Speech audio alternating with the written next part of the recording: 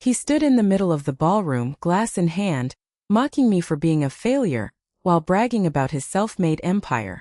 What he didn't know was that I held the original deed to his luxury home in my pocket. Tonight, his pride is about to hit rock bottom.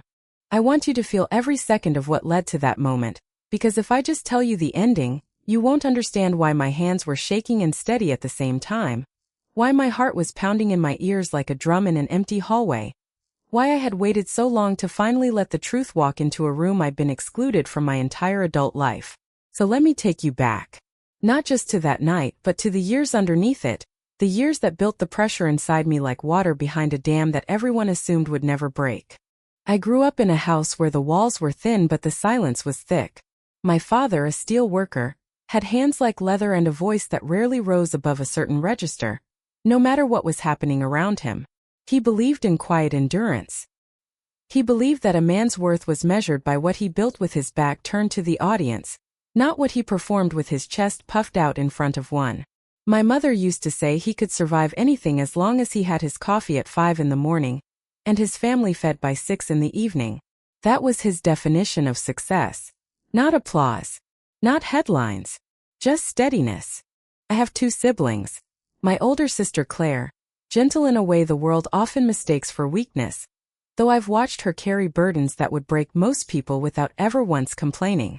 And my younger brother Sam, quieter than me, the kind of person who processes pain internally until it either disappears or detonates. The 3 of us grew up watching our father come home covered in soot and sweat, watching our mother stretch grocery budgets like elastic bands that somehow never quite snapped, watching a kind of love that didn't announce itself, but never once failed to show up. Derek entered our lives when Claire was 26. I remember the first time I met him, at a family barbecue in our backyard. The smell of charcoal and cut grass hanging in the summer air.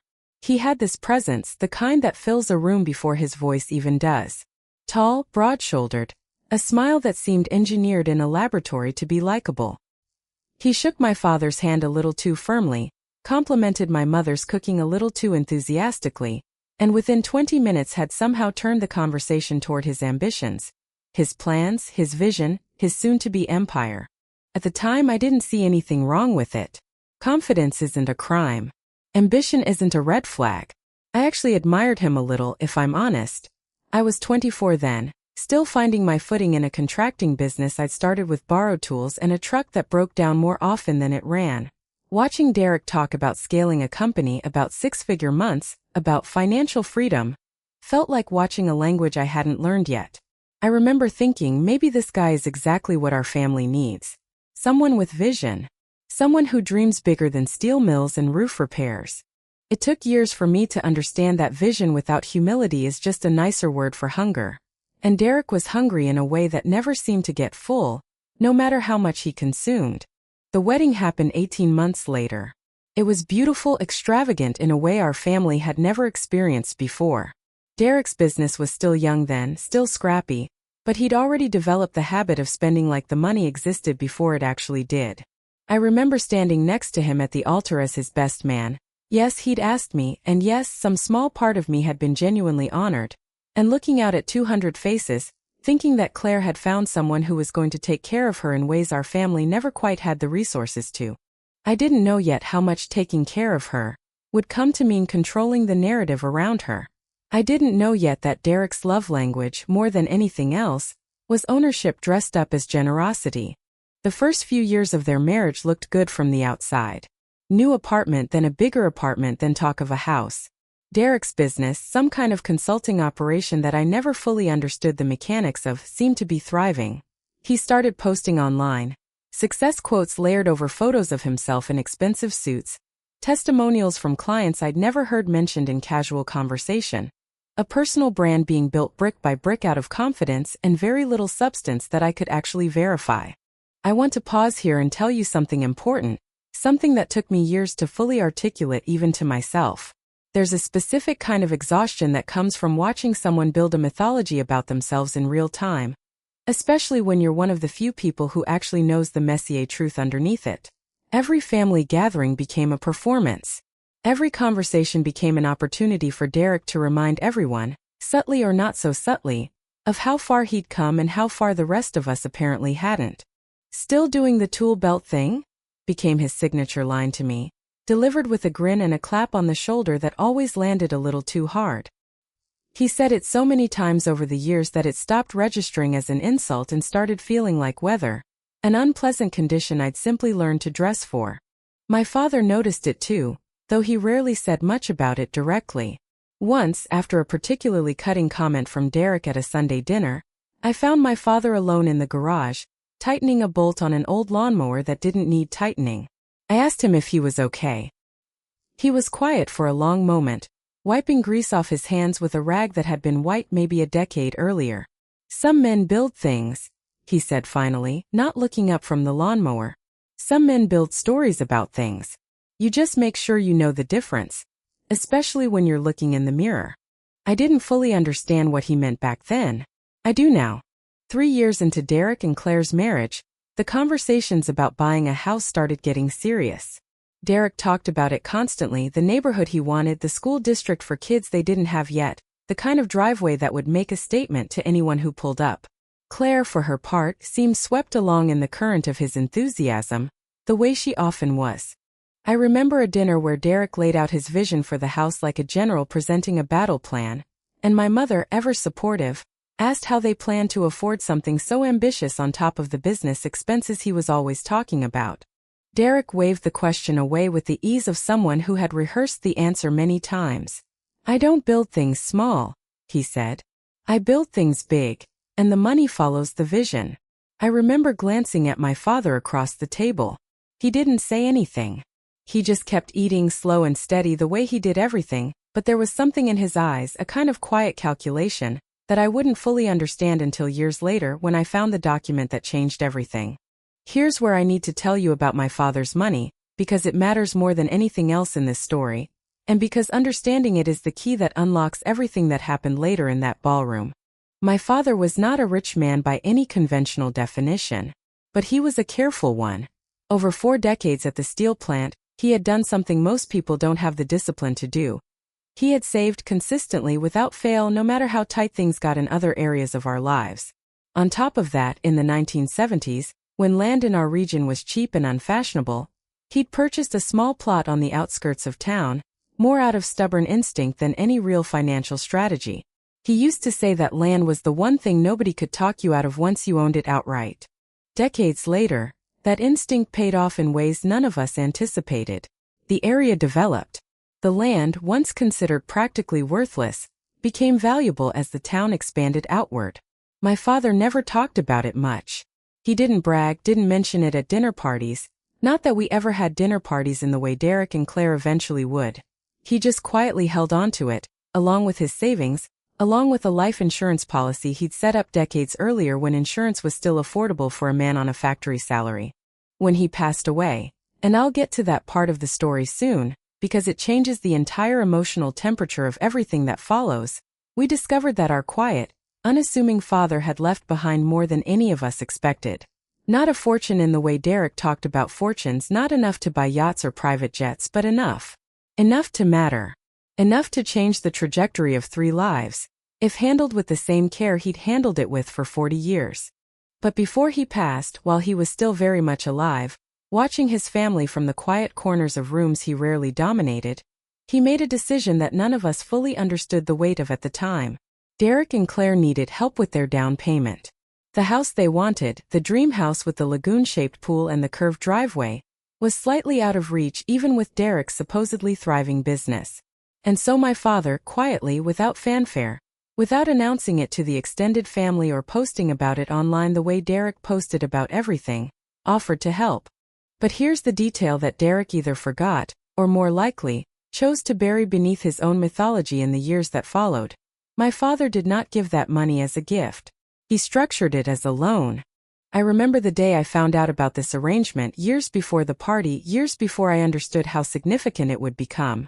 My father called me into his study, a small room off the garage that smelled like old wood and machine oil, and showed me a document he'd had drawn up by a lawyer he trusted. An old friend from the plant who'd gone into legal work after an injury forced him into early retirement. The document was simple, almost stark in its plainness. A loan agreement. Principal amount. No interest because my father wasn't interested in profiting off his own daughter. But a clear repayment structure, clear terms, clear signatures. Both Derek's and Claire's names were on it. Why does this matter to you right now? I asked him, not understanding why he was showing this to me specifically, rather than simply filing it away in some drawer where financial documents go to be forgotten. He looked at me for a long moment, the kind of look that made me feel like he was seeing further into the future than I could. Because someday, he said, somebody in this family is going to forget where they came from. And when that happens, I want at least one person who remembers the truth. I didn't know then that he meant me. I didn't know that he was quietly, deliberately, choosing me as the keeper of a truth that would eventually need to be spoken aloud, in a room full of people under a chandelier, against the loud voice of a man who had built his entire identity on forgetting exactly what my father had just shown me. My father passed away 2 years before that party. It was sudden in the way that these things often are, even when we tell ourselves we're prepared for them. A heart attack, quiet even in its violence, taking him in his sleep in a way that at least spared him prolonged suffering. I remember the phone call from my mother, her voice cracking in a way I'd never heard before, and I remember the drive to the hospital feeling like it took both no time at all and an eternity simultaneously, the streetlights blurring past my windows like smears of paint. The funeral was small, exactly as he would have wanted it. No extravagance, no performance, just steel plant co-workers in their best suits. Family members who actually knew him rather than the version of him that existed in stories. And a silence that felt heavier than any eulogy could have been. Derek, to his credit at the time, seemed genuinely affected. I remember him standing at the graveside with his arm around Claire, his face uncharacteristically still, and for a brief moment, I thought maybe grief had finally cracked through the performance, revealing something real underneath. That moment didn't last.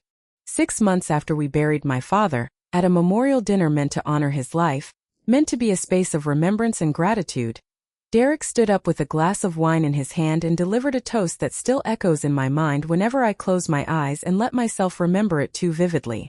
He talked about legacy. He talked about what it meant to build something lasting. And then, looking directly at me, in front of my grieving mother, in front of Claire, in front of extended family members who had traveled hours to be there, he said the words that planted the seed of everything that would eventually bloom in that ballroom years later.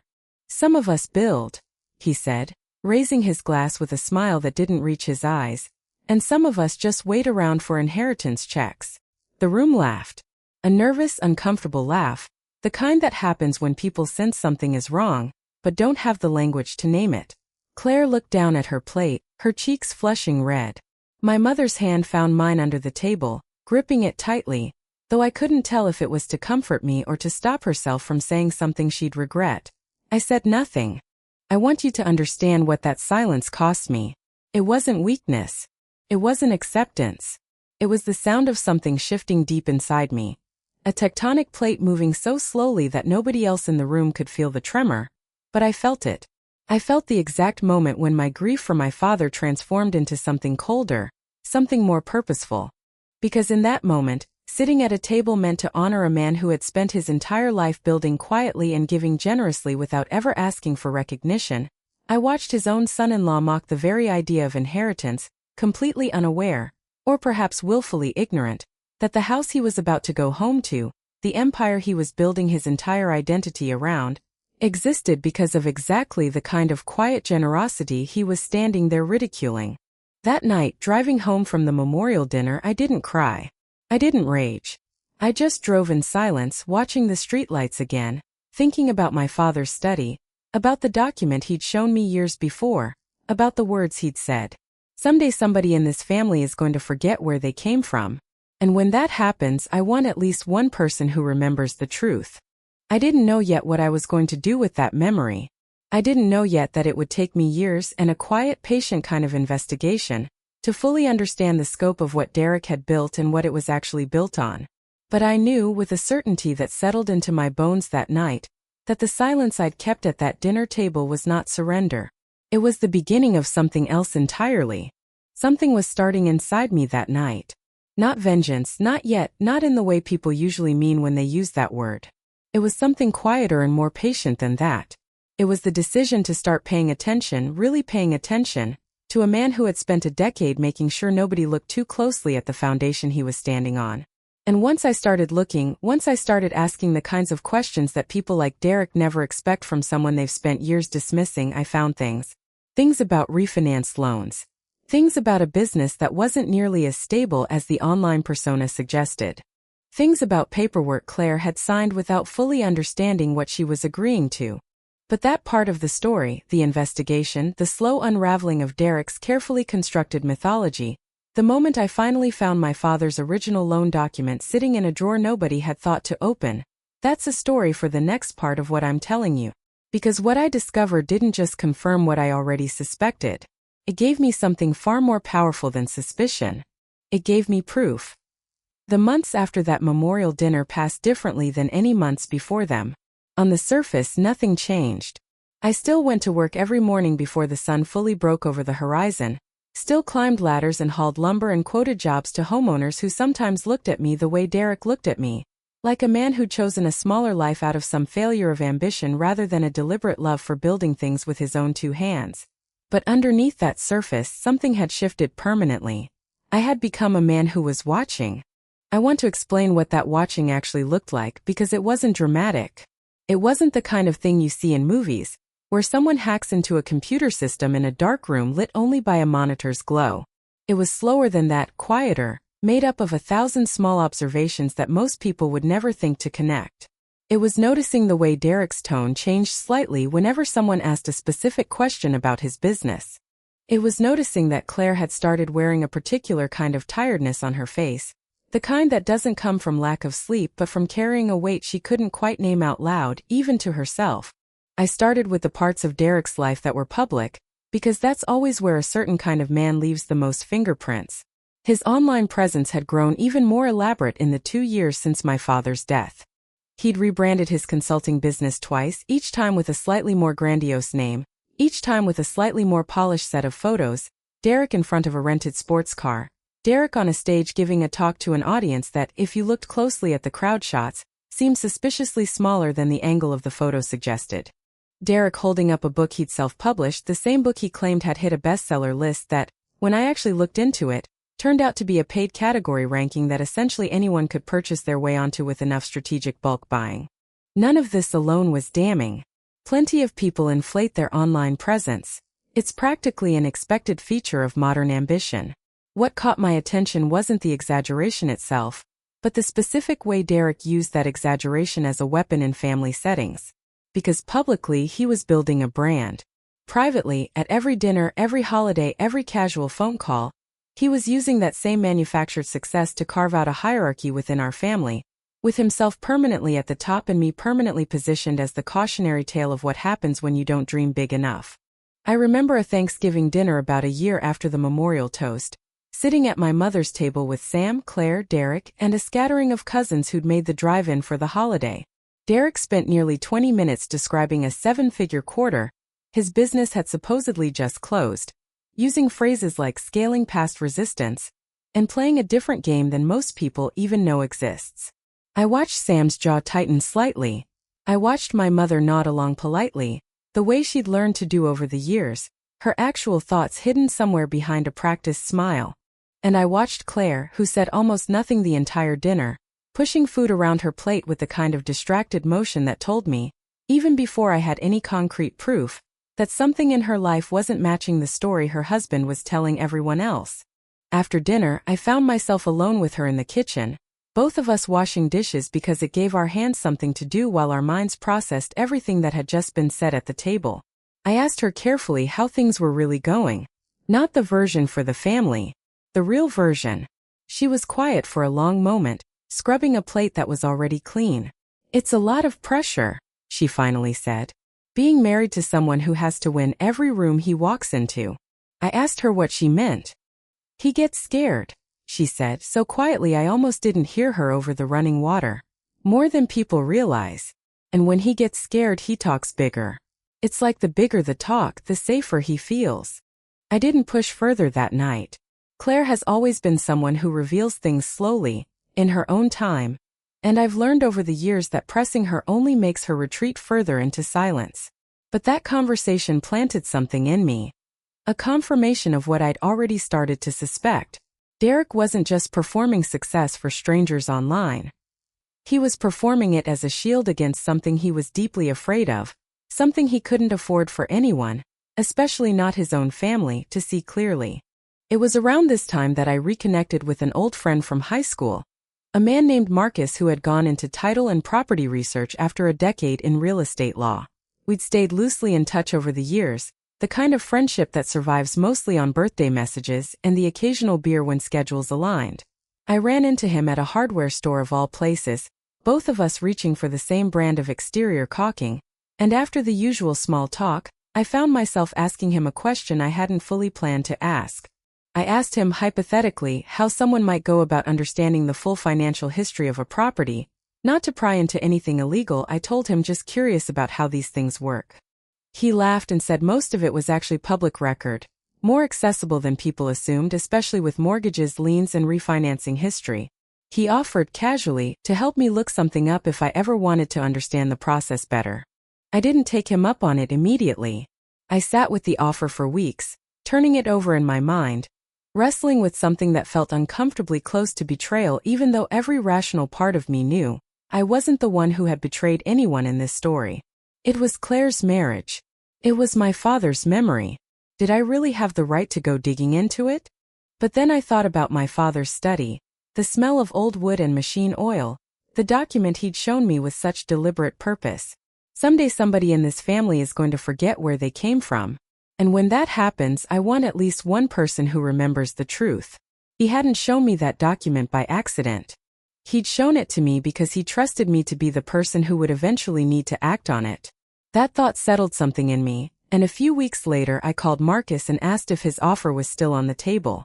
What we found, over the course of several quiet afternoons at his office, changed the entire shape of what I understood about Derek's life. The house, the 6-bedroom dream house with the lagoon-shaped pool, had been purchased 3 years after Derek and Claire's wedding, financed through a combination of a substantial down payment and a mortgage that, on paper, looked reasonable for a couple with Derek's claimed income. But the deeper we looked, the more the numbers stopped making sense. 18 months after the initial purchase, there was a refinance. Not unusual on its own, people refinance for better rates all the time. But the terms of this refinance suggested something different. It wasn't about securing a better rate. It was about extracting equity. Derek had pulled a significant amount of cash out of the house, ostensibly for business investment, according to the loan documentation. Marcus pulled up the second refinance, dated roughly 8 months before that Thanksgiving dinner where Derek had bragged about his 7-figure quarter. This one was worse. The house had been refinanced again, this time at a higher interest rate, suggesting the couple's financial position had actually deteriorated, rather than improved. More equity extracted. And buried in the paperwork, a detail that made my stomach turn in a way I hadn't expected. Claire's signature on documents that, based on the specific legal language involved, suggested she may not have fully understood the risk she was taking on. The kind of paperwork that gets signed quickly, in a lawyer's office with a spouse standing beside you saying, "It's just a formality, don't worry about the details, I've got this handled." I sat in Marcus's office staring at those documents for a long time, feeling something complicated churning in my chest. Anger, yes, but also a protective instinct toward my sister that felt almost primal. Claire had always been the gentle one, the one who trusted easily, the one who gave people the benefit of the doubt long after the doubt had earned itself a permanent place in the conversation. And here was proof, cold and undeniable, that her trust had been used against her.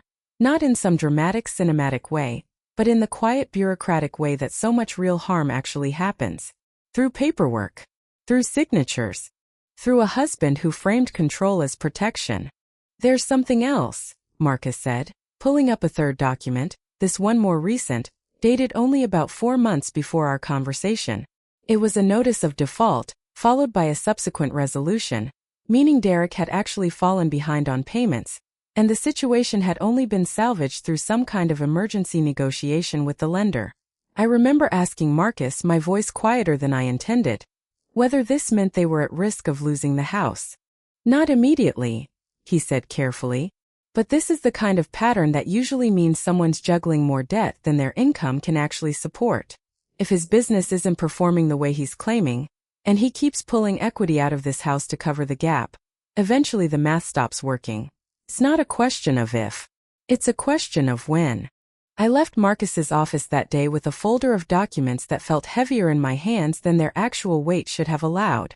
I remember sitting in my truck in the parking lot for nearly 20 minutes before I could bring myself to start the engine, staring at the hardware store across the street where, months earlier, I'd run into Marcus by pure chance and set this entire chain of events into motion. I thought about fate sometimes, about whether certain moments are placed in our path deliberately, and sitting there that afternoon, I couldn't shake the feeling that this had been exactly that kind of moment, an accident that wasn't really an accident at all. But documents alone weren't enough. I needed to understand the human cost of what I was looking at, not just the numbers. So over the following months, I made a quiet effort to spend more time with Claire, not with any specific agenda beyond genuinely wanting to check in on her, but also, I'll admit, wanting to see more clearly what her daily life actually looked like underneath the curated image Derek maintained for the world. What I found broke my heart in a way the documents hadn't quite managed to.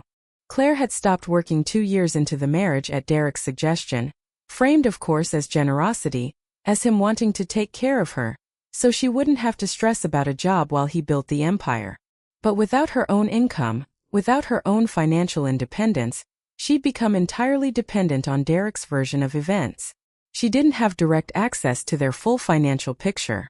She signed what he asked her to sign, trusted what he told her about their situation, and organized her entire understanding of their life around a narrative that, as I now knew, was substantially disconnected from reality.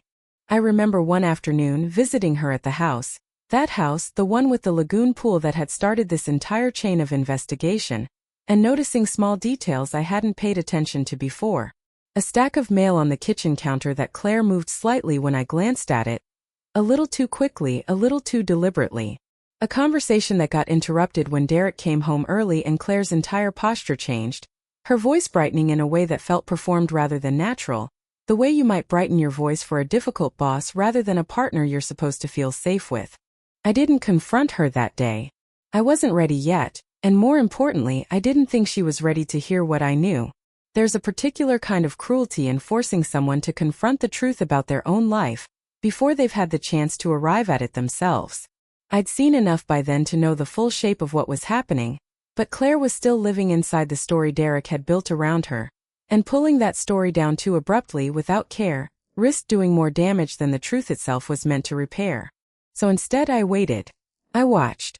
I kept gathering pieces slowly, patiently, the way my father had once told me you build something that actually lasts, not with a single dramatic gesture, but with 1,000 small deliberate choices that nobody else notices until the structure is finally strong enough to hold weight. It was around this time, roughly 8 months before the party that would eventually become the center of this entire story, that I finally went looking for my father's original loan document. I knew it existed. He'd shown it to me years earlier in his study, but after his death, in the chaos of grief and estate settlement, I hadn't thought to specifically track down where it had ended up. My mother had kept most of my father's important papers in a filing cabinet in the room that used to be his study, a room she'd left largely untouched since he passed, unable yet to fully repurpose the space. I asked her gently if I could look through some of his old files. I told her I was helping settle a few lingering financial questions related to the estate, which wasn't entirely a lie, though it wasn't the full truth either. She said yes without hesitation, told me I could take whatever time I needed, and then quietly left the room, the way she often did when memories of my father became too present in a space that still smelled faintly like him even years later. I found the folder exactly where I somehow knew it would be, tucked into the back of a drawer beneath tax returns and old insurance paperwork, a plain manila folder with my father's handwriting on the tab, simple block letters that read, C&D House. Claire and Derek's house. I sat down in his old chair, the leather worn into the shape of his body after decades of use, and opened the folder with hands that were shaking more than I expected them to. Inside was exactly what I remembered him showing me years before. A loan agreement, notarized, dated, both Derek's and Claire's signatures at the bottom alongside my father's. Principal amount clearly stated. Repayment terms outlined in plain, unambiguous language that my father, careful man that he was, had insisted on despite the lawyer friend who drew it up assuring him a simpler handshake agreement would have been fine among family. No interest charged because my father had never been interested in profiting off his own children, but a clear legal expectation that the amount would eventually be repaid, structured over a timeline that, based on the date on the document, meant repayment should have already begun by the time of that memorial dinner where Derek stood up and mocked the very concept of inheritance.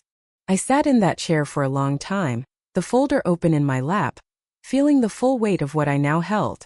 This wasn't suspicion anymore. This wasn't circumstantial evidence pieced together from public records and quiet observations. This was proof, direct and undeniable, that the house Derek had spent years building his entire identity around, the house he'd stood in front of at that memorial dinner while mocking the concept of unearned help, existed specifically because of unearned help, help that had never been acknowledged and worse, help that according to the document's own terms, had never been repaid. Called Sam that night. My younger brother, quieter than me, the kind of person who processes things internally before he ever lets them surface. I told him what I'd found, laid out everything, the refinancing, the extracted equity, the default notice, and now this, the original loan document that changed the legal reality of everything Derek had built his life around. Sam was quiet for a long moment on the phone. When he finally spoke, his voice was steadier than I expected, carrying a kind of controlled intensity one rarely heard from him. Dad knew, he said. He knew this day might come. That's why he made it official instead of just handing them the money quietly like he could have. I told him I thought he was right, that our father, in his own careful and understated way, had built in a safeguard, not out of distrust exactly, but out of a lifetime of understanding that people's characters reveal themselves eventually, and when they do, it helps to have the truth documented rather than left to memory and manipulation. So what do we do with it? Sam asked. I didn't have a complete answer yet. Part of me wanted to march directly to Derek's door and lay the document on his kitchen counter, watch his face as he realized the mythology he'd built for years was about to collapse. But another part of me, the more careful part, the part that had inherited my father's patience whether I wanted it or not, knew that timing mattered. Knew that a truth this significant deserved to land with maximum weight, not squandered in a private confrontation that Derek could later spin, deny, or manipulate away from Claire and the rest of the family. I told Sam I needed more time. I needed to understand exactly how deep the financial instability went, and more importantly, I needed to find the right moment. A moment where the truth couldn't be quietly buried again, where it would have to be witnessed, acknowledged, dealt with in the open rather than negotiated away behind closed doors the way Derek had clearly grown accustomed to negotiating every inconvenient truth in his life. Neither of us knew yet that the moment we were waiting for would arrive in the form of an invitation, gold-lettered, absurdly formal, announcing Derek's 10-year Empire anniversary celebration. A party he was planning to throw specifically to cement, once and for all, the story of a self-made man who owed nothing to anyone. I remember holding that invitation in my hands weeks later, feeling something settle into place inside me, a strange and unfamiliar calm. My father had spent 41 years building things quietly, without ever needing an audience to validate the work. Derek had spent a decade building a performance, desperately needing an audience to sustain an illusion that couldn't survive honest scrutiny. I folded the invitation carefully and placed it on my kitchen counter, next to the manila folder that had been sitting there for weeks, waiting. The party was still 2 months away. But something told me, holding both of those pieces of paper side by side, that I had just found exactly the moment my father had been quietly preparing me for all along.